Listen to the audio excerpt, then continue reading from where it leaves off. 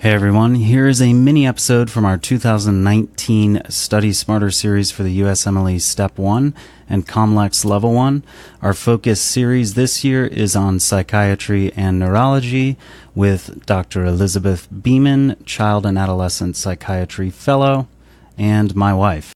Stick around to the end to hear the announcements and learn about the other things that we have going on to help you study on the go and to learn how you can get your board exam paid for, thanks to physicianloans.com.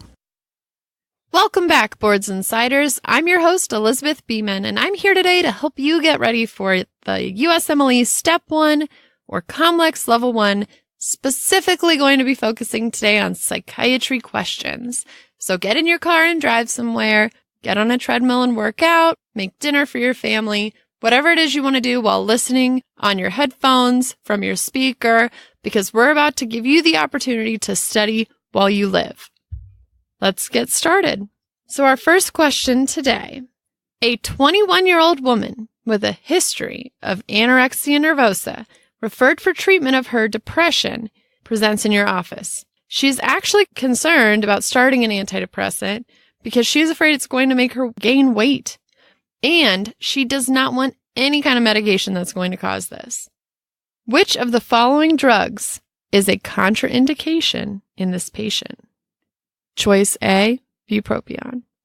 Choice B, citalopram. Choice C, duloxetine. Or choice D, fluoxetine. The correct answer is answer choice A, bupropion. Boards Insiders, what else do you need to know for bupropion for the boards? A few things. First of all, you really need to know about not giving it to patients with eating disorders, because this might actually be a medication that patients with eating disorders are specifically seeking to get. Why? Because it suppresses appetite. Unlike our other SSRIs, or selective serotonin reuptake inhibitors, our serotonin and norepinephrine reuptake inhibitors, our other antidepressants, those ones may increase the appetite. If you have a patient with typical depression, that's appetite was decreased, so they went on medicine, they might help with your appetite a little bit, increasing it. They might decrease your appetite a little tiny bit, but it's definitely nothing significant. And probably more commonly, you'll see patients that will gain a little bit of weight on those medicines. Bupropion, on the other hand, definitely going to be a suppressant of the appetite. And so patients who know about this from doing their online research or whatever, who have eating disorders, they're going to be seeking out Wellbutrin. They're going to be seeking out bupropion, but you don't want to give it to them because of that seizure thing. Now, the two neurotransmitters that bupropion does work on are norepinephrine and dopamine. What other medications do we know in psychiatry that also work on norepinephrine and dopamine? And you got to think about the stimulants. So the side effects that we think about with bupropion are primarily going to be more stimulating. In some patients, this might mean that it worsens their anxiety. In some patients, it might mean they have a little bit more difficult time falling asleep at night. Some patients even say it kind of worsens irritability. We can actually use that noradrenergic, dopaminergic activity of bupropion to help patients with their smoking cessation. So, the things that we want to be thinking about when we're prescribing bupropion, is this patient going to be at an increased risk for seizures, in which case we don't want to start it? Is this patient going to benefit from something that will help them quit smoking cigarettes, help them kick their nicotine addiction? In that case, we do want to start it. Oh, the other benefit of bupropion, no sexual side effects, which is the most common side effect of all of our antidepressants. Bupropion? It doesn't do that. So use bupropion if you want to get it on. Next question. A recently incarcerated man is brought to the ED by a prison guard due to the onset of seizure-like activity. He was imprisoned 3 days prior to this, and the prison staff said that he had been agitated ever since he got into the prison. Upon arrival, he had been complaining of tachycardia and profuse sweating, but these symptoms were kind of disregarded as malingering. He had also been vomiting. However, approximately 1 hour ago, prison staff saw him have a tonic-clonic-like episode in the middle of his cell. He had a complete loss of consciousness. Upon examination, now in the ER. The patient is very anxious. He says he can see snakes crawling on the walls of his room. Which of the following medications should be given immediately? Is it answer choice A, chlordiazepoxide? Answer choice B, flumazenil? Answer choice C, methadone? Or answer choice D, thiamine? And the correct answer is answer choice A, chlordiazepoxide. Woo! What the heck is chlordiazepoxide? Chlordiazepoxide is this weird named benzo. Unlike alprazolam, trazlam, and lorazepam, and all the other ones that sound the same, the PAMs, chlordiazepoxide kind of stands apart. But essentially, if you're picking chlordiazepoxide, you know that this guy is probably going through some sort of alcohol or benzodiazepine GABA-related withdrawal syndrome. Now, these other options were really just kind of trying to trick you based on the fact that they're hoping that you associate, say, withdrawal from opiates with a patient that presented from a prison. It's not an unreasonable association, but this guy's had a seizure. All right, we don't see seizures from withdrawal from opiates. We just don't. We're not going to be needing to give someone methadone in an acute setting as it is. Okay? We aren't going to be needing to give thiamine emergently. This patient probably will need thiamine. He probably has been an alcoholic for a while, and he's probably low as can be in his vitamin B1. But right now, we need to make sure that we are minimizing the risk of a future seizure, which could kill him or cause more brain damage. So we're giving him chlordiazepoxide. Chlordiazepoxide is also used commonly for outpatient management of alcohol withdrawal for patients who are getting off of alcohol because it has this amazingly long half-life. It makes it perfect for outpatient management, right? So we choose chlordiazepoxide. We could have chose lorazepam. We would choose a benzo. We want to manage the acute phase and prevent another seizure. Let me just add a little side note here. One of the options on there was flumazenil. We would not want to give this guy flumazenil. Why would that be? Because giving someone in benzo withdrawal flumazenil, the thing that you use to treat benzodiazepine overdose, the thing that reverses the effect of benzos, that's going to make the likelihood for him to have another seizure even higher. It's essentially like putting him into benzodiazepine withdrawal more so. And by the way, I'm kind of using benzodiazepine and alcohol interchangeably, and it's because whether you're addicted to benzos or alcohol, it's the same effect. Like, you're going through withdrawal, we treat you with benzodiazepines. So, but in any case, we don't want to give the guy flumazenil. Terrible idea. It would make things worse. They're just kind of throwing that on there as an option because they know you might associate it with that benzodiazepine group, and maybe you'll just pick it because you're confused or really tired or something. Don't do that. That would not be helpful.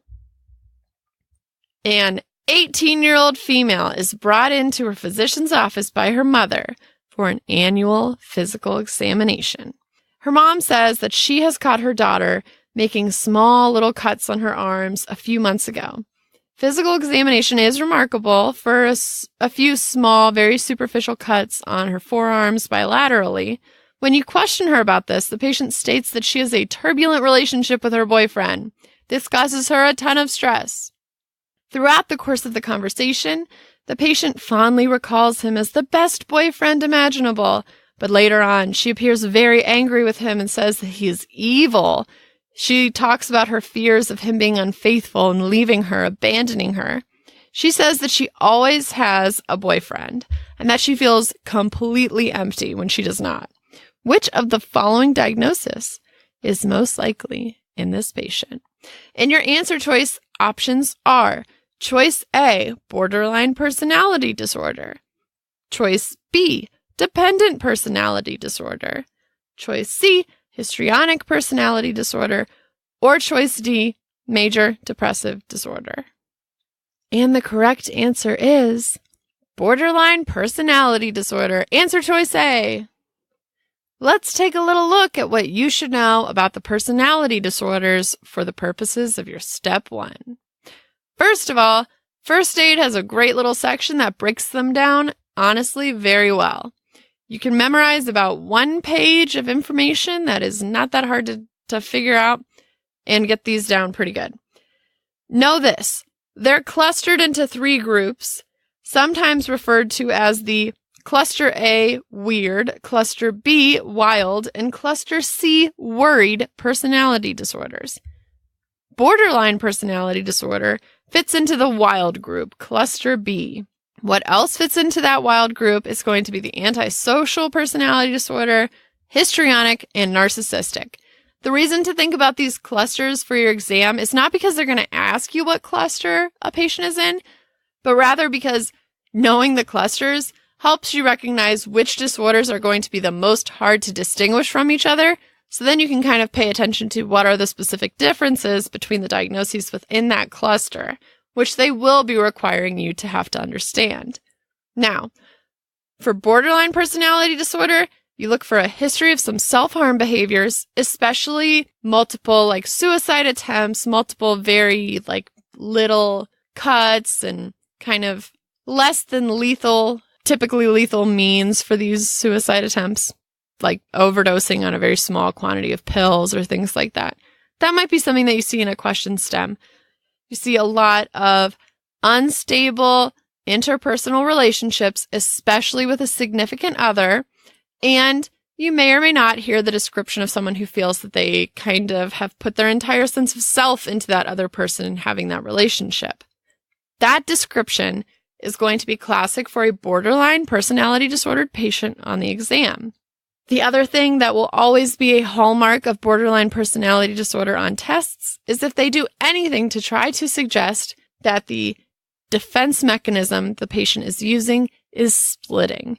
You will hear about this for sure when you get on your psychiatry clerkship, but splitting essentially means the patient has an inability to see the gray areas of people. So they will go from idealizing someone to completely devaluating them.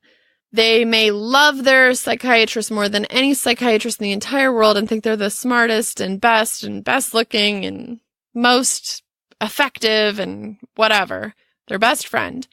They will go from that thinking to their psychiatrist ran 10 minutes late for an appointment. That psychiatrist is the worst psychiatrist in the world.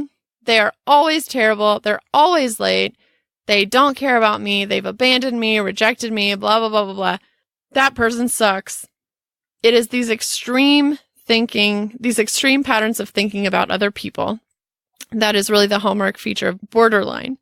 Differentiating borderline from perhaps histrionic personality disordered patients almost always have a description of, well, they might have this interpersonal relationship problems and kind of unstable relationships.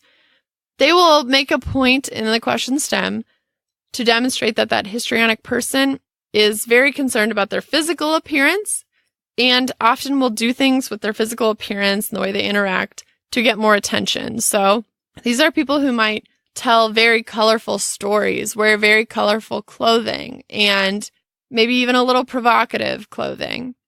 If it goes beyond just somewhat provocative clothing to the point that the person is wearing extremely inappropriate clothing, like a leopard print bikini in November to an appointment, then we would think more about a true presentation of mania in the context of bipolar. But for, a more mild form, patients just wearing provocative clothing, think about histrionic personality disorder. Probably the one that you would have to differentiate the most likely from borderline.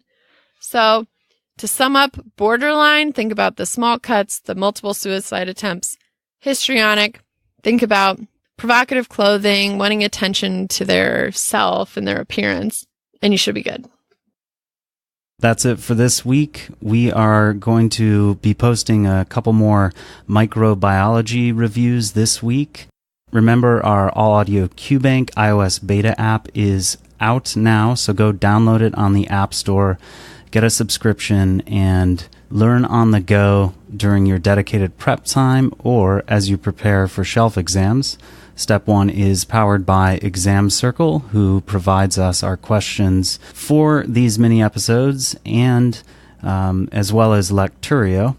Step 2 is powered by Online MedEd, so it's like getting audio versions of online MedEd questions optimized for listening.